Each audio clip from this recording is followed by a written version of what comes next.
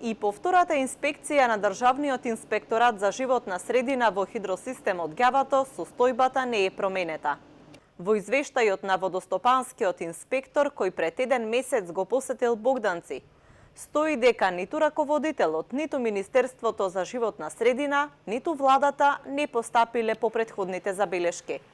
Инспекторатот претходно наложи Министерството за животна средина да издаде дозвола за зафаќање води од Ѓаватското бунарско подрачје, согласно член 28 од Законот за води, и воедно системот да се предаде на управување на правно лице, кое е основано за дејност водоснабдување и наводнување или производство на електрична енергија. Од Министерството за животна средина пак не одговорија зошто не е издадена дозвола за зафаќање на води од бунарското подрачје на Ѓавато,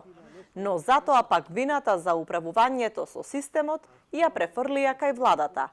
Ја известиле дека е потребно да се предаде системот на друг управител, но таа точка требало да се најде на дневен ред на седниците на влада, а повеќе од 3 месеци тоа не е сторено.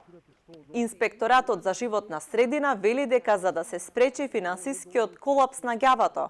потребно е да се откријат дивите приклучоци, водата што се испумпува од 10 пумпи рамномерно да се подели на корисниците, а остатокот што оди во хидроцентралата Топлец, наместо потоа да се влива во Дојранското езеро кое е преполно и нема потреба од таа количина вода, да се пренасочи на комуналното предпријатие на општина Дојран. Скандалите со хидросистемот Ѓавато се открија уште во месец јули, кога вработените проговорија за башибозукот во системот.